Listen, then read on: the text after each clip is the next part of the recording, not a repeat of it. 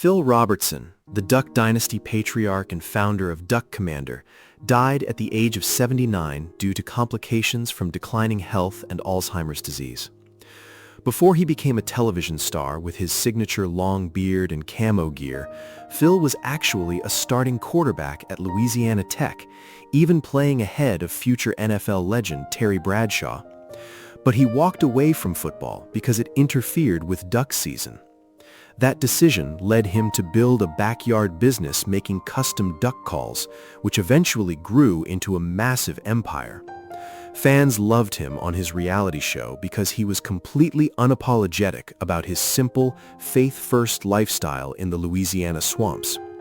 Even after the cameras stopped rolling, he continued his work, hosting podcasts and sharing his beliefs. Garth Hudson, the legendary Canadian keyboardist and last surviving member of the rock group The Band, died at the age of 87 after passing away peacefully in his sleep in a New York nursing home. Garth was the quiet genius of his group, a classically trained musician who could play almost any instrument he picked up. His work on the Lowrey organ created some of the most memorable sounds in rock history, particularly his incredible improvised introduction to the song Chest Fever. He was so respected by his bandmates that they initially paid him an extra $10 a week to act as their music teacher, so his parents wouldn't think he was merely playing in a basic rock and roll group. He stayed away from the heavy substance abuse that hurt other members and outlived them all. Joe Don Baker, the rugged American action star, best known for starring in Walking Tall and appearing in 3 James Bond films, died at the age of 89 due to lung cancer. Born in Texas, Joe Don brought a raw, physical presence to every role he took. His big breakthrough came in 1973 when he played real-life Sheriff Buford Pusser, a man who fought corruption with a big wooden club. That performance made him a household name. Later in his career, he crossed over into the James Bond universe, first playing a villainous arms dealer in The Living Daylights, and then returning as a friendly CIA agent named Jack Wade in GoldenEye. He had a reputation for playing tough guys who didn't take any nonsense, a style that kept him working in Hollywood for 5 decades. Barbie Hsu, the famous Taiwanese actress and singer, best known for her role in the hit series Meteor Garden, died at the age of 48 due to flu-related pneumonia. Barbie became a massive sensation across Asia in the early 2000s when she played Shan Chai, a strong-willed girl navigating a school run by wealthy bullies. That role made her an overnight icon and fueled a huge wave of interest in Taiwanese dramas. She also formed a popular pop duo with her sister, Dee Hsu, and hosted several television shows. After stepping away from the screen to focus on her family, she remained a constant focus of entertainment media. Greene, the Oscar-nominated Canadian Oneida actor known for his roles in Dances with Wolves and The Green Mile, died at the age of 73 due to a long illness. Graham was born on the Six Nations Reserve in Ontario, Canada, and worked several odd jobs, including as a draftsman and welder, before finding his way to acting in his 20s. His portrayal of Kicking Bird, a Lakota medicine man opposite Kevin Costner, earned him an Academy Award nomination and changed how Indigenous characters were portrayed in Hollywood. He went on to work constantly, appearing in blockbusters like Die Hard with a Vengeance and video games like Red Dead Redemption 2. He was a quiet, steady presence in the industry for half a century. Tony Roberts, the beloved American stage and screen actor known for his roles in classic Woody Allen films like Annie Hall, died at the age of 85 due to lung cancer. Tony was a staple of both the New York theater scene and Hollywood cinema. He appeared in 6 of Allen's movies, often playing the sensible, grounded best friend who offered a contrast to the main character's neuroses. On Broadway, he was a massive star, earning Tony Award nominations and starring in major productions like Play It Again, Sam and Victor/Victoria. He had a smooth, confident delivery that made him a favorite of directors and audiences alike. Peter Yarrow, the American singer-songwriter and legendary member of the 1960s folk group Peter, Paul, and Mary, died at the age of 86 due to bladder cancer. Peter was part of the trio that defined the sound of the American folk music revival, recording hits like Puff the Magic Dragon and Blowin' in the Wind. Beyond performing, he was a passionate activist who helped organize the 1963 March on Washington, where the trio performed right before Martin Luther King Jr. delivered his famous speech.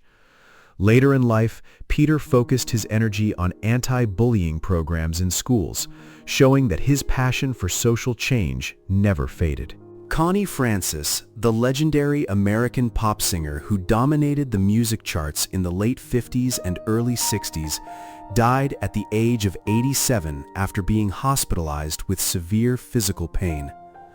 Connie was a true trailblazer, becoming the first female artist to score a #1 hit on the US charts with her song Everybody's Somebody's Fool. She sold over 200 million records and recorded her music in several different languages to connect with fans worldwide. Despite facing terrible personal tragedies throughout her life, including a horrific assault and the murder of her brother, she remained a symbol of strength, eventually working on a federal task force for victims' rights. Victoria Jones, the daughter of actor Tommy Lee Jones and a former actress, died at the age of 34 due to an accidental overdose of cocaine.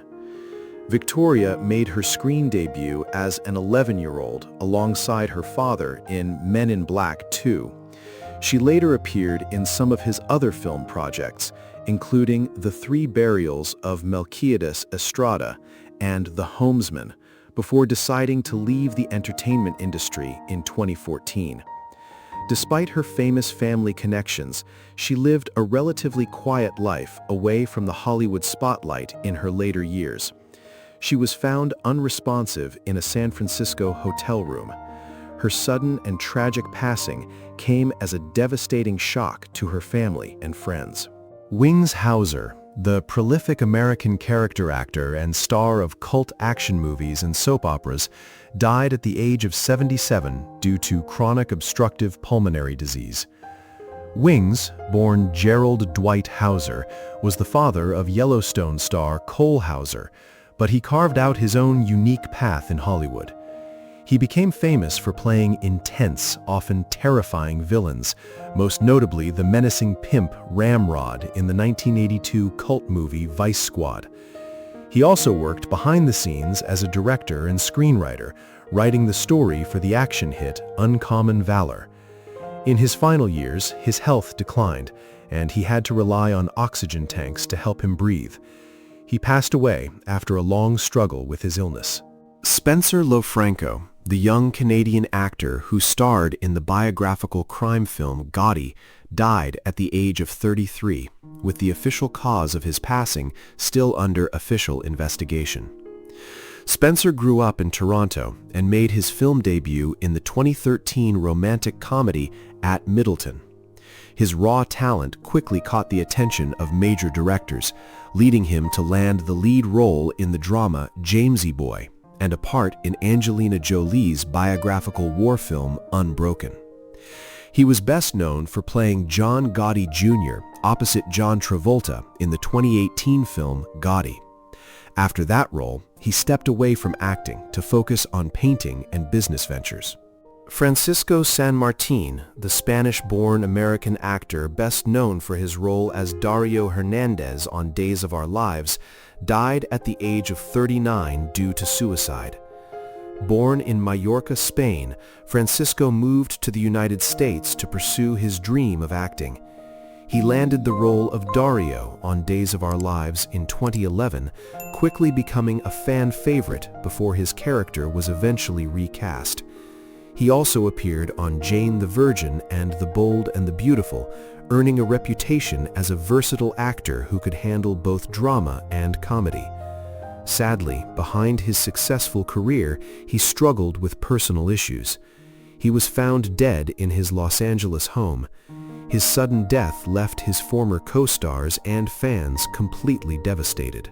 Kimberly Hébert Gregory, the talented American actress who starred as Dr. Belinda Brown on HBO comedy series Vice Principals, died at the age of 52, with her family choosing not to release a cause of death.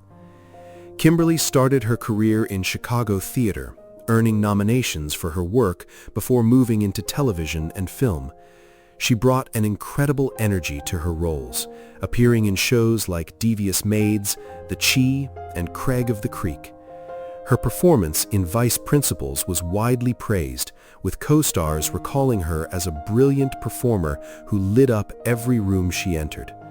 Her sudden death brought an outpouring of tributes from friends and colleagues who praised her talent and her warmth. Kenji Ohba, the legendary Japanese actor and stuntman who starred as Gavin and appeared in Quentin Tarantino's Kill Bill, died at the age of 71 due to a long illness. Born Kenji Takahashi, he started his career doing dangerous stunt work before becoming an icon of Japanese tokusatsu television. He was best known for his role as Retsu Ichijoji in the 1982 series Space Sheriff Gavin, a show that defined a generation of sci-fi action in Japan.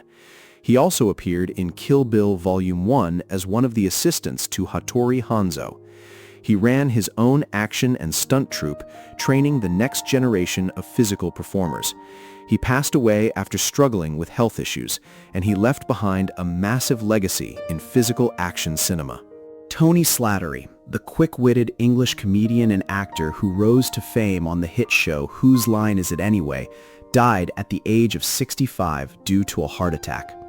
Tony was one of the most popular faces on British television in the late 80s and early 90s, loved for his rapid-fire improvisation and sharp humor. He also acted in films like The Crying Game and Peter's Friends. Sadly, the pressure of his career led to a severe mental breakdown in 1996, and he spent years battling addiction and mental health struggles away from the spotlight. In his later years, he bravely shared his struggles to help others going through similar experiences. Chuck Mangione, the Grammy-winning American flugelhorn player and composer of the hit song Feels So Good, died at the age of 84 after passing away peacefully in his sleep. Chuck grew up in Rochester, New York, where his father introduced him to jazz at a young age. He started playing the trumpet and eventually switched to the flugelhorn, creating a warm, smooth sound that became his signature style. In 1977, his instrumental track Feels So Good became an international smash hit, reaching the top of the pop charts. He also became famous to a younger generation by voicing a fictionalized version of himself on the animated show King of the Hill. Bruce Glover, the veteran American character actor best known for playing the assassin Mr. Wint in the James Bond film Diamonds Are Forever, died at the age of 92 after passing away at a hospital in Los Angeles. Bruce, the father of actor Crispin Glover, was a staple of 70s cinema, playing tough, memorable characters in classic films like Chinatown and Walking Tall. He started his career in the late 50s and worked steadily on television, appearing in shows like Perry Mason and Gunsmoke. He was loved by fans of physical acting for his ability to bring a strange, quirky intensity to his roles. David Sheiner, the veteran American character actor who played one of the iconic poker players in the movie version of The Odd Couple, died at the age of 98 due to renal failure. Born in New York, David trained under legendary teacher Lee Strasberg, studying alongside classmates like Marilyn Monroe and James Dean. He left Broadway to move to Los Angeles, where he became one of the most recognizable faces on television in the 60s and 70s. He appeared in almost 100 shows, often playing doctors, lawyers, or spies on hits like Hawaii Five-0, Columbo, and Murder, She Wrote. His final years were spent away from the cameras, focusing entirely on his family. Anthony Guidera, the American actor who played a bodyguard in The Godfather Part 3 and shared a famous on-screen scene in Species, died at the age of 65 due to cardiac arrest. Anthony started his acting career performing in plays in Paris before returning to the United States to work in Hollywood. He landed a role as a bodyguard for Joe Mantegna's character in the third Godfather film in 1990. He became best known for his role in the 1995 sci-fi thriller Species. In his later years, he stepped away from acting to volunteer as a reverend at a spiritual foundation in California. He suffered a sudden cardiac arrest at home and passed away after being taken off life support. Linda Nolan, the beloved Irish singer and television personality who was part of the famous girl group The Nolans, died at the age of 65 due to double pneumonia after a long battle with cancer. Linda grew up in a highly musical family and joined her sisters in the 70s to form their successful group, scoring massive international hits like I'm in the Mood for Dancing. She also had a successful career in theater, starring in the musical Blood Brothers. Sadly, her life was overshadowed by breast cancer, which was first diagnosed in 2006. She fought the disease for nearly 2 decades as it spread to her liver and brain, becoming an advocate for cancer research. Jane Goodall, the celebrated English primatologist and conservationist who changed how we understand animals, died at the age of 91 due to cardiac arrest.